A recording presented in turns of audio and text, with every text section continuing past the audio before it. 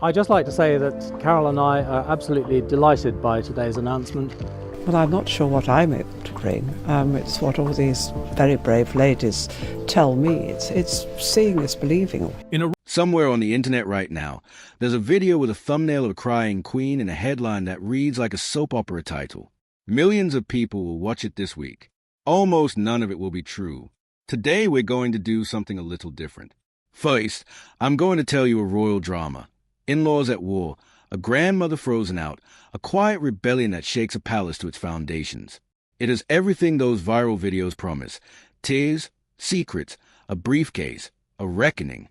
But every name in it is invented, because I'm not going to put words in real people's mouths or invent scandals about real families. Then I'm going to tell you what's actually verifiably true about Carole Middleton and her daughter Catherine, Princess of Wales, sourced from real reporting, nothing embellished. And finally, I want to show you how videos like the fictional one you're about to hear get made, why they all sound the same, and why your brain is wired to click on them anyway. In the small European kingdom of Alvidra, the royal family had spent 3 centuries perfecting the art of looking effortless. Every gesture rehearsed, every smile calibrated, every wedding photograph a small act of propaganda. Into this world walked Marguerite Colworth, a woman who had built a modest floral design business from nothing and raised a daughter, and who would go on to marry Crown Prince Tobias. Marguerite was never rude. She was never loud. She simply didn't know, and never fully learned, the 1,000 unspoken rules that governed who curtsied to whom, who spoke first at dinner, whose name went where on a program. The Dowager Queen, Isolde, had married into the family herself decades earlier, and had spent those decades becoming more royal than the royals, the way converts sometimes do. She noticed Marguerite's small missteps. She noted them, filed them, and over the years, without ever raising her voice, made sure Marguerite understood exactly how far outside the inner circle she stood. It started small. An invitation that arrived a day after everyone else's. A seating chart that placed Marguerite near the kitchen doors.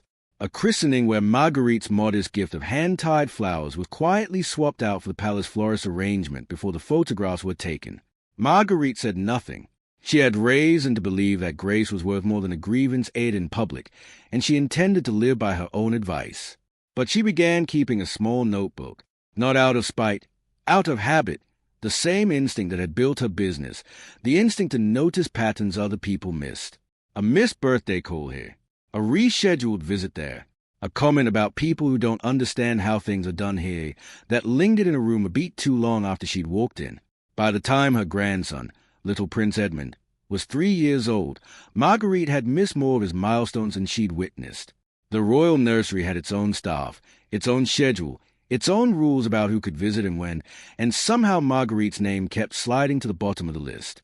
She asked once, gently, if she might read him a bedtime story during a visit. She was told, just as gently, that it wasn't really how things were structured. She didn't ask again. There were smaller wounds, too, the kind that don't make it into any dramatic retelling because they are too quiet to sound like anything at all. A Christmas where Marguerite was told, politely, that the family kept the holidays close and that visiting grandparents traditionally arrived after the main celebration rather than during it. A birthday where her handwritten card arrived at the palace and was, she later learned, never actually passed along to Edmund because the household staff had a standing instruction to route all correspondence through an official social secretary first. A summer garden opening where she stood for photographs at the very edge of the family group, half a step behind everyone else, and no one moved to close the gap. None of it, on its own, was unforgivable. That was the maddening part. Each individual moment was small enough to excuse, small enough that raising it would have made her sound petty, even to herself. It was only in the notebook, read back after a year, then 2, then 5, that the pattern became undeniable. She wasn't imagining a coolness. She was documenting one, entry by entry, in her own careful handwriting. And noticed, of course, daughters usually do. She would call her mother after difficult visits, apologizing for things that weren't her fault, caught between the family she'd married into and the one she'd come from. It isn't you, Marguerite always told her. It was never going to be about you. But it wore on both of them anyway, the low hum of always being managed, always being placed just slightly outside the frame. The turning point, The moment the notebook stopped being a private comfort and became something else came at a garden party marking the Dowager Queen's 70th birthday. Marguerite overheard Isolde, mid-laugh, telling a cluster of old aristocratic friends that the kingdom was, thankfully, still a place where money can buy a title but never lineage. No one used Marguerite's name. No one needed to. Every person in that circle toned, just slightly, to see if she'd heard. She had. Marguerite didn't make a scene. She finished her tea, thanked her host, and drove home. But something shifted after that afternoon. She stopped angling for invitations. She stopped offering ideas that would only be quietly shelved. And she started, for the first time, thinking seriously about what those years of small notes actually added up to. What she'd noticed, it turned out, wasn't just personal slights. Running a business for 30 years teaches you to read financial patterns almost without meaning to, and somewhere in her circle of old suppliers and event contacts, she'd picked up on oddities, a charity gala with expenses that didn't quite reconcile with its stated purpose, a restoration fund that seemed to restore very little. None of it was hers to prove. But she understood, better than most people who'd married into that world, exactly how much power lived in the gap between what a family said publicly and what its ledgers actually showed. She never used any of it as a weapon. That was never who Marguerite was. Instead, on a quiet Tuesday, she asked for a private audience with Isolde. No press, no aides, just the two of them in a folder of nothing more dramatic than her own written record of 10 years of small exclusions. She didn't accuse. She simply laid it out, plainly, the way you'd present an invoice. This happened, and this, and here's what it cost my family. By all accounts, the Dowager Queen was rattled, not by threats, because there weren't any, but by the simple, undeniable weight of being seen clearly by someone she'd spent a decade underestimating. Isolde didn't apologize. Exactly. That wasn't in her either. But she sat quietly for a long moment after Marguerite finished, and when she finally spoke, it wasn't to deny any of it. It was to ask, almost reluctantly, what Marguerite actually wanted. Marguerite hadn't rehearsed an answer to that question, because she hadn't expected to be asked it. What she wanted, it turned out, was smaller than anyone in that room might have guessed. Not an apology, not a public reckoning, just an ordinary place at ordinary occasions, a seat that wasn't near the kitchen doors, a bedtime story with her grandson, a Christmas where she wasn't quietly filtered out of the schedule. Something in the palace shifted after that conversation, quietly and without any official statement. There was no press release, no photograph reconciliation, no dramatic reversal anyone outside the family would ever notice. Invitations simply started arriving on time. Edmund's teacher mentioned, offhand, that his grandmother had come to read to his class one afternoon, and no one thought to make anything of it. Marguerite was, at last, invited to read him a bedtime story during an ordinary visit. It wasn't a coronation. It was just an ordinary evening, the kind she'd been asking for all along, and it turned out to matter far more than any of the ones that came with cameras. Years later, when Edmund was old enough to ask his grandmother why she'd always seemed so quiet at family gatherings when he was small, Marguerite told him only that families take time to understand each other, and that patience is sometimes the loudest thing you can offer. She never mentioned the notebook. She never needed to. That's the story. A grandmother, a decade of small cruelties, a folder instead of a confrontation, and an ending too quiet to make a headline. No to something. No tears leaked to tabloids. No shell companies. No dramatic Buckingham Palace walkout. Just an ordinary, human, believable account of what it might feel like to marry into a world that never quite lets you in. That's what a grounded family drama actually looks like, and it's also, notably, not a real family.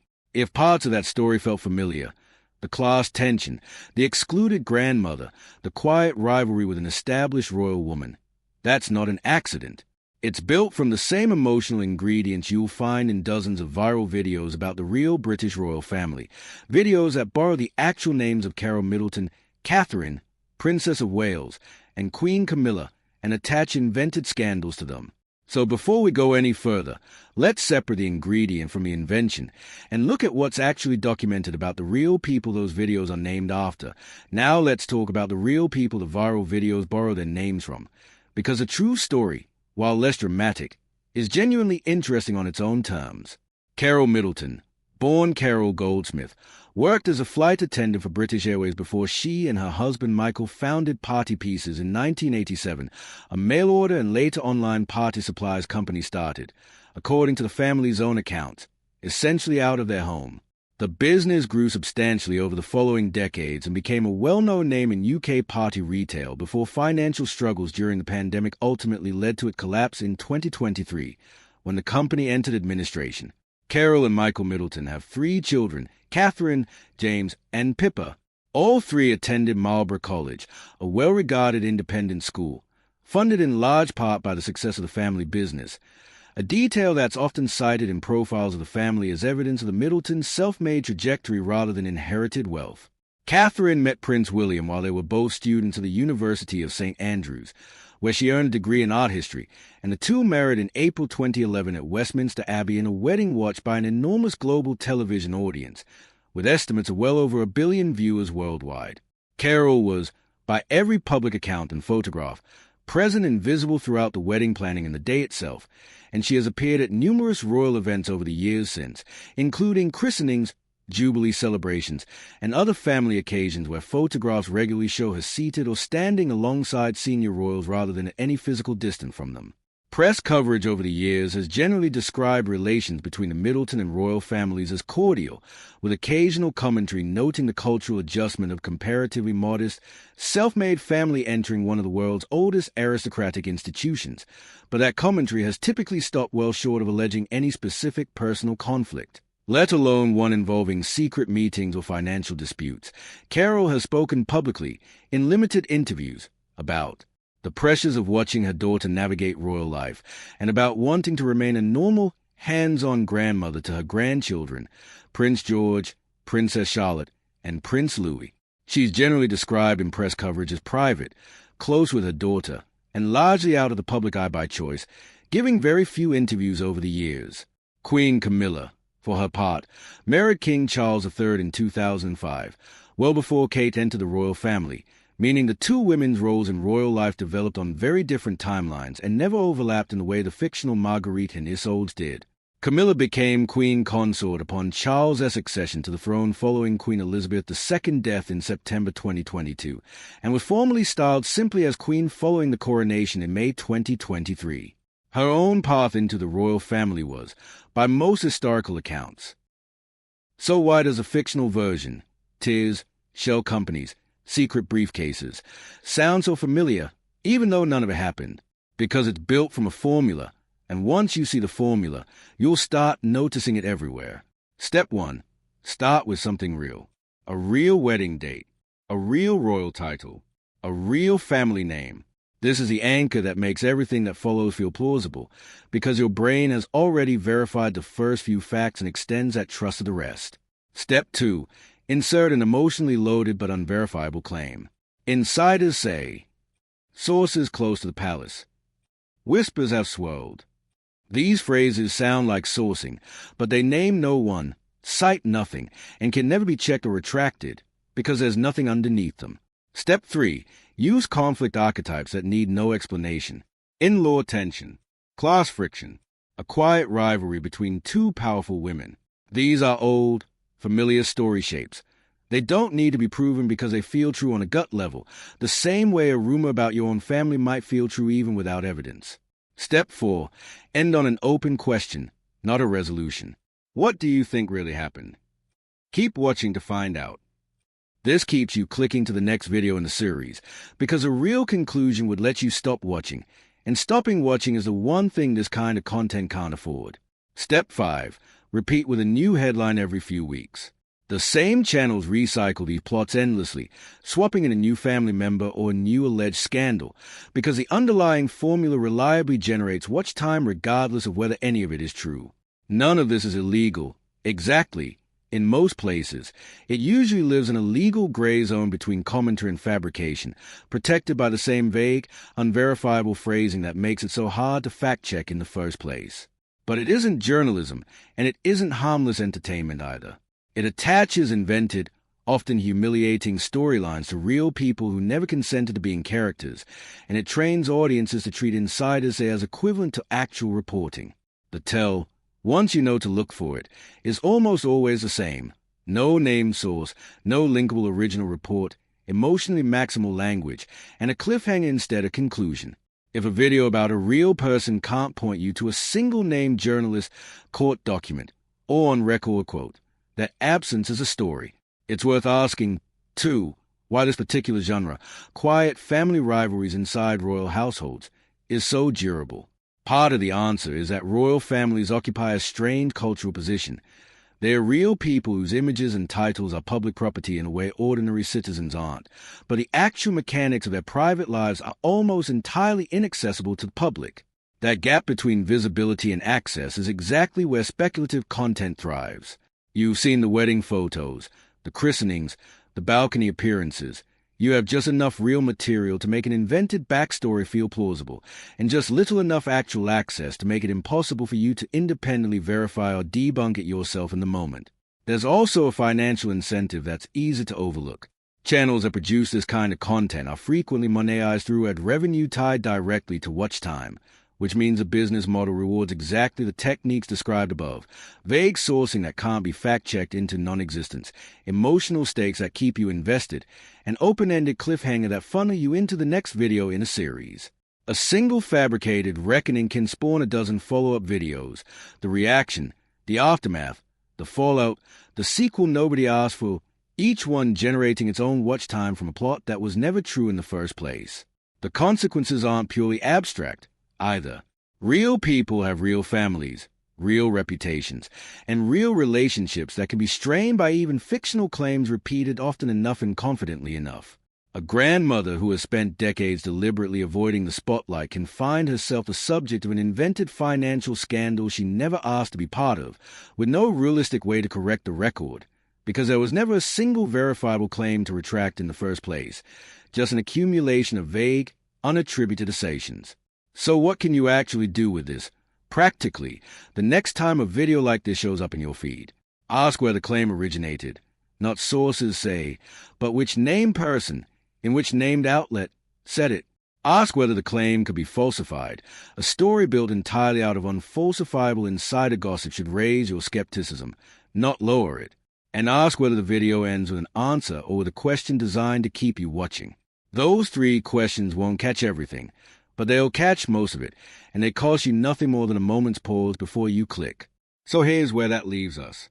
The fictional Marguerite and Isolde gave you the emotional shape of a family drama, the class tension, the quiet exclusion, the dignified pushback, without pretending any of it happened to real people. Carole and Kate Middleton gave you the real, sourced, considerably less dramatic version of a woman who built a business, raised a future princess, and mostly stayed out of the spotlight by choice. And the last section gave you the tools to spot the difference the next time a thumbnail promises you tears, secrets, and a reckoning behind palace walls.